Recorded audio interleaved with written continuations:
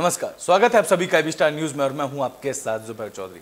वक्त तो चला अपना उत्तर प्रदेश का, जहां सबसे पहले बात करेंगे प्रयागराज में अतीक अहमद के बेटे अली अहमद की चिट्ठी की, जो चिट्ठी सोशल मीडिया पर जमकर वायरल की जा रही है। बता दें कि माफिया डॉन अतीक अहमद के बेटे ने नैनी जेल में खुली चिट्ठी लिखी है, जो सोशल मीडिया पर जमकर वायरल हो रही है। दरअसल अली अहमद की इस कथित तौर पर चिट्ठी में उसने मुसलमानों से एकजुट होने की अपील की है और अपने परिवार के खात्मे के लिए सीएम योगी आदित्यनाथ के साथ साथ अखिलेश यादव को भी जिम्मेदार ठहराया है। इसके अलावा अली अहमद ने अपनी जान को भी खतरा बताया है, जहां चिट्ठी में अली अहमद ने लिखा है कि मेरे भाई, पिता और चाचा की हत्या के बाद अब हमको भी मारने की कोशिश की जा रही है। उन्होंने चिट्ठी में लिखा कि मैं आप लोगों से अपील करता हूं कि सभी मुसलमान भाई एक हो जाएं। मेरी वालिदा का भी पुलिस एनकाउंटर करना चाहती है और इतना आसरा ही आप लोगों के लिए काफ़ी है।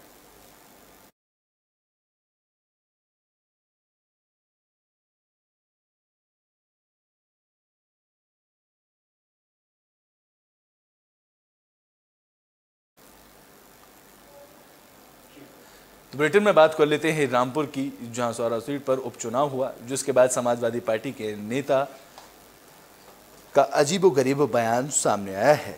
रामपुर की स्वार विधानसभा सीट पर उपचुनाव होना है, लिहाजा इसको लेकर सियासी सरगर्मियां तेज हैं और इस बीच स्वार सीट पर समाजवादी पार्टी की उम्मीदवार अनुराधा चौहान ने अजीबोगरीब बयान दिया है और मुख्यमंत्री योगी आदित्यनाथ को अपना बड़ा भाई भी बताया है। उन्होंने इस बयान से सियासी हलचल तेज कर दी है। बता दें कि अनुराधा चौहान ने एक सवाल के जवाब में कहा कि सीएम योगी आदित्यनाथ भी ठाकुर हैं और मैं भी ठाकुर हूं, जिससे कि सीएम योगी आदित्यनाथ मेरे बड़े भाई हैं और उनका मन जरूर मुझे आशीर्वाद देने के लिए करेगा। अनुराधा चौहान ने इस बयान पर पीस पार्टी की उम्मीदवार डॉक्टर नाजिया सिद्दीकी ने पलटवार किया और उन पर जातिवाद फैलाने का आरोप लगाया है। उन्होंने अखिलेश यादव पर निशाना साधते हुए कहा कि मुस्लिम बहुमूल्य क्षेत्र में ठाकुर समाज का उम्मीदवार उतारकर समाजवादी पार्टी ने मुसलमानों में से एक हक भी छीन लिया है। मेरा चुनाव प्रचार तो बहुत अच्छा चल रहा है और मेरे क्षेत्र की पूरी जनता मुझे लड़ा रही है, हर जाति हर वर्ग। मेरी तो किसी से कोई भी फाइट नहीं है, मैं हमेशा बोलती आ रही हूँ।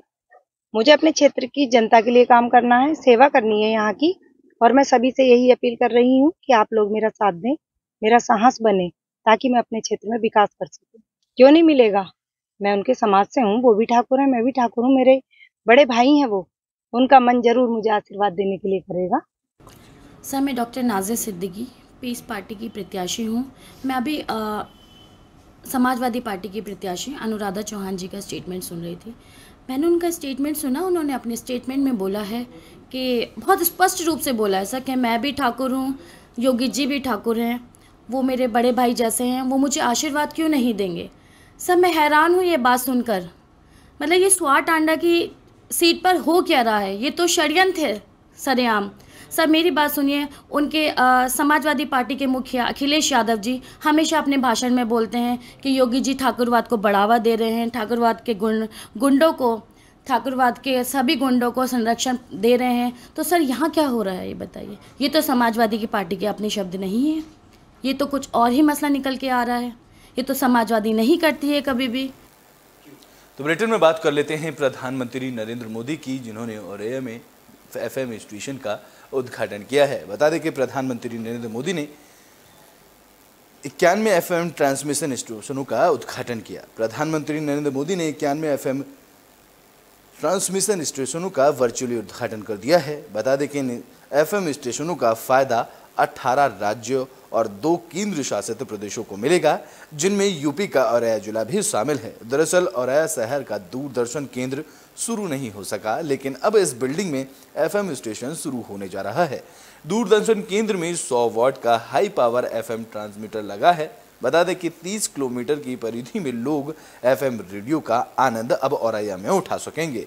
दरअसल दूरदर्शन का लौ ट्रांसमीटर होने की वजह से लोग प्रसारित होने वाले कार्यक्रमों का आनंद नहीं ले पाते थे, लेकिन अब लोगों को FM कनेक्टिविटी का फायदा मिलेगा और लोग सुबह 6 बजे से रात 11 बजे तक 100.1 मेगाहर्ट्ज की सेवाओं का फायदा उठा सकेंगे, जहां दिल्ली, गोरखपुर से प्रसारित होने वाले मनोरंजन, समाचार और अलग से सूचनाओं और किसानों और नौजवानों को इसका फासला मिलेगा। देखिए, सबसे पहले तो मैं परम श्रद्धेय आदरणीय प्रधानमंत्री जी को बहुत बहुत धन्यवाद देना चाहता हूँ। उन्होंने जो आज आकाशवाणी का एक औरैया में केंद्र का उद्घाटन किया है, देश में कई जगह पर हो रहे हैं, प्रदेश में 6 जगह पर आज उद्घाटन हो रहा है, इसके लिए सबसे पहले धन्यवाद देना चाहता हूँ। और यहाँ की जनता को भी बहुत बहुत धन्यवाद देना चाहता हूँ कि उनको इस आकाशवाणी के माध्यम से यहाँ की सूचनाएँ मिलेंगी, व्यापार की मिलेंगी, स्पोर्ट्स की मिलेंगी, और जो कई योजनाएं आती हैं सरकार द्वारा हम लोगों को नहीं पता चल पाती हैं, इस रेडियो के माध्यम से हम लोग तक सूचनाएं मिलेगी। देखिए, पूरे देश के अंदर लगभग 91 स्थानों को चिन्हित किया गया है जहां पर एफएम की सुविधा नहीं थी। उसमें देश में औरैया जनपद भी, जो उत्तर प्रदेश में है, यहाँ पर भी एफएम की सुविधा आज से प्रारंभ हो रही है। मैं बधाई देता हूँ प्रधानमंत्री जी को कि उन्होंने औरैया का ध्यान रखा है और ये लगभग 20-25 किलोमीटर का एरिया कवर करेगा। और मुझे लगता है कि जो एक सब तरह की जानकारी और विशेष रूप से जानकारी के साथ साथ जो आज का बच्चों में जिस तरह की रुचि बढ़ी है उसके कारण भी और आम जन को इससे लाभ मिलेगा। ब्रिटेन में बात कर लेते हैं संभल की, जहां समाजवादी पार्टी के सांसद शफीकुर रहमान बर्क ने बगावती तेवर दिखाना शुरू कर दिया है, जिसके बाद उन्होंने बयान दिया है। इस बयान में उन्होंने कहा है कि वह समाजवादी पार्टी से डर कर काम नहीं करते हैं।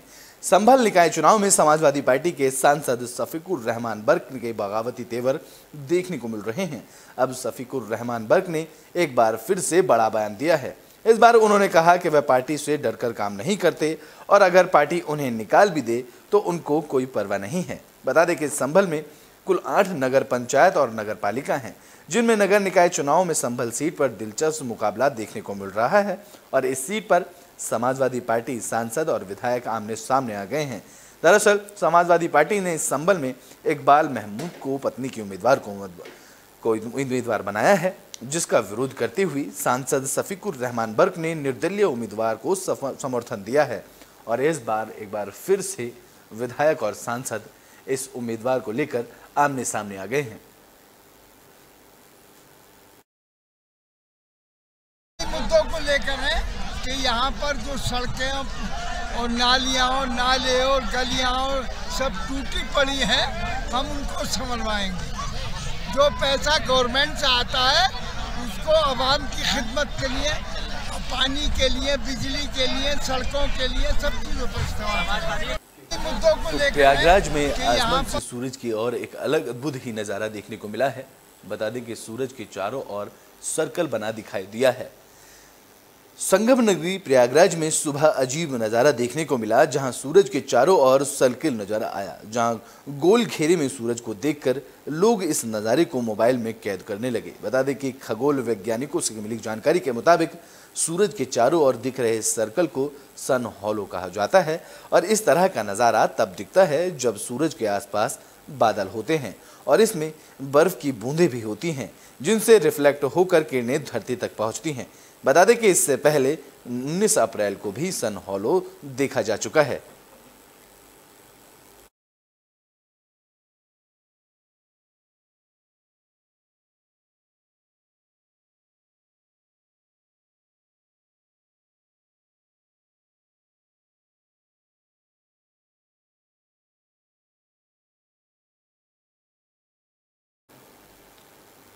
तो बुलेटिन में बात कर लेते हैं मथुरा की, जहां मुख्यमंत्री योगी आदित्यनाथ की सभा में एक महिला ने जमकर हंगामा किया है।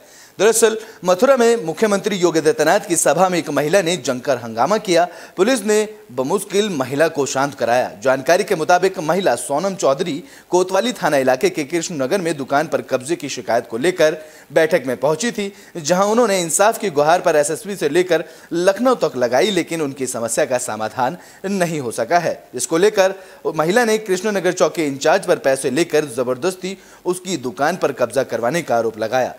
अपनी शिकायत को लेकर महिला ने सीएम की सभा में पहुंची, लेकिन महिला पुलिसकर्मियों से पहले ही रोक दिया गया। इस दौरान महिला पुलिसकर्मियों और महिला के बीच नोकझोंक भी देखने को मिली और महिला का सभा के दौरान जमकर हंगामा देखने को मिला है।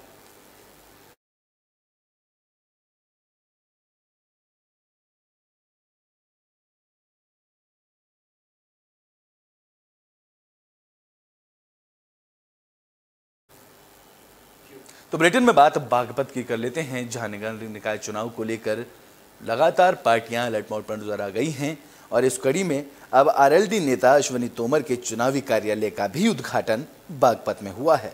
तो बागपत में निकाय चुनाव को लेकर सियासी हलचल तेज हो गई है। उम्मीदवार चुनाव जीतने के लिए एड़ी चोटी का जोर लगा रहे हैं।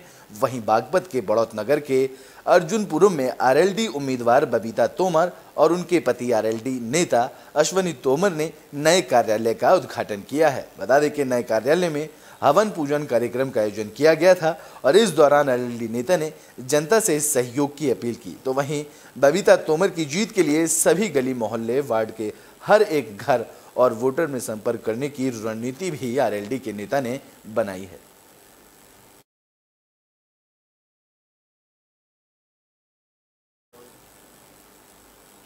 तो बुलेटिन में बात कर लेते हैं गाजियाबाद की, जहां पुलिस ने लूट का खुलासा किया है और पुलिस ने लूट के मामले में 4 बदमाशों को गिरफ्तार किया है। गाजियाबाद पुलिस को बड़ी कामयाबी मिली है। पुलिस ने 23 तारीख की रात को इलेक्ट्रॉनिक्स शोरूम में हुई लूटपाट की वारदात का खुलासा किया है, जहां पुलिस ने 4 आरोपियों को गिरफ्तार किया है। बता दें कि इन बदमाशों ने इलेक्ट्रॉनिक्स के शोरूम में 23 लाख रुपए की लूट की वारदात को अंजाम दिया था। बदमाश लूट के पैसों से गांजा तस्करी करने वाले और फिर नेपाल भागने का प्लान में थे। तो वहीं लूटकांड में शामिल एक युवक को अपना होम लोन भी चुकाना था। बता दें कि लूट की वारदात में इलेक्ट्रॉनिक्स शोरूम का 8 साल पुराना कर्मचारी संतोष पहाड़ी भी शामिल था। जानकारी के मुताबिक संतोष ने प्रिंस और आकाश के साथ मिलकर लूट की प्लानिंग की थी, जहां पहले ये लोग 22 तारीख को लूट की वारदात को अंजाम देने वाले थे, लेकिन तब इन्हें कामयाबी नहीं मिल सकी, जिसके बाद 23 तारीख को लूट की वारदात को अंजाम दिया गया और अब पुलिस ने इस लूट की वारदात का खुलासा कर 4 लोगों को गिरफ्तार किया है। देखिए 23 तारीख की रात्रि को सियानी गेट पुलिस को सूचना मिली कि एक एलजी इलेक्ट्रॉनिक्स के शोरूम कम गोडाउन में तमंचे के बल पर लगभग 30 लाख रुपए की एक लूट हो गई है। इसमें तत्काल ही पुलिस ने सर्वेलेंस की, सीसीटीवी फुटेज की एवं मैनुअल इंटेलिजेंस की टीमें बना दी थी। कल देर रात्रि मुखबिर की सूचना पे हमको राम चमेली चड्ढा स्कूल के पास जो चौराहा है वहाँ पर हमें संदिग्ध 3 लड़के दिखाई दिए थे। जब हमने इनकी विस्तृत पूछताछ करी तो पता लगा कि यही लोग उस घटना में इन्वॉल्व थे। इनके पास से हमको 22 लाख रुपया, 4 किलो गांजा, 2 तमंचे, 315 बोर एवं घटना में प्रयुक्त बाइक बरामद हुई है। तो बुलेटिन में बात बुलंदशहर की, जहां पुलिस ने प्रतिबंधित पटाखों के साथ 2 आरोपियों को गिरफ्तार किया है। बता दें कि बुलंदशहर में पुलिस को बड़ी कामयाबी हाथ लगी है। पुलिस ने प्रतिबंधित पटाखों के साथ 2 लोगों को गिरफ्तार किया है, जहां गिरफ्तार बदमाश प्रतिबंधित होने के बावजूद मनमाने दामों पर शादी और पार्टियों में पटाखे पहुंचाने का काम करते थे। गिरफ्तार आरोपियों की पहचान देवेंद्र और आनंद के रूप में हुई है, जहां पुलिस ने आरोपियों के पास से 27 प्लास्टिक के बोरे और 34 कार्टून पटाखे के बरामद किए हैं। तो चुनाव को सकुशल संपन्न कराने के लिए बुलंदशहर पुलिस द्वारा विभिन्न गतिविधियां करी जा रही हैं। इसी के तहत हम लोगों ने बीते कुछ दिनों में अवैध शस्त्र फैक्ट्री बरामद करी थी और मेरे स्वयं द्वारा कई पुराने आतिशबाजियों का सत्यापन किया गया था। उस सत्यापन में हम लोगों ने एक गिरफ्तारी अगौता में करी थी और उनकी सूचना पे भी और उस सत्यापन के दौरान जिन पे भी हमें संदेह उत्पन्न हुआ था उनकी गतिविधियों पे हम लगातार नज़र रखे हुए थे। उसी के तहत कल कोतवाली नगर क्षेत्र में 2 घरों में हमारे द्वारा दबिश दी गई, वहीं से बरामदगी हुई है। काफ़ी भारी मात्रा में हम लोगों ने ये जो पटाखे हैं वो बरामद किए हैं। तो चुनाव में बात औरैया की कर लेते हैं, जहां फर्नीचर की दुकान में आग लगी। इसके बाद कड़ी मशक्कत के बाद आग पर काबू पाया गया। बता दें कि औरैया में फर्नीचर दुकान में आग लगने से बड़ा नुकसान हुआ है। यह घटना सदर कोतवाली इलाके के तिलक इंटर कॉलेज के पास की है। फिलहाल आग लगने के कारणों का खुलासा नहीं हो सका है।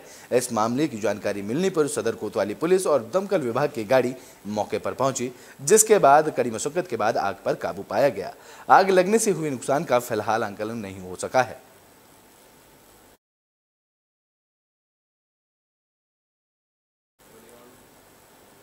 तो यूपी के बुलेटिन अपना उत्तर प्रदेश में भी के लिए इतना ही। देश और दुनिया की तमाम खबरों के लिए देखते रहें एबी स्टार न्यूज़।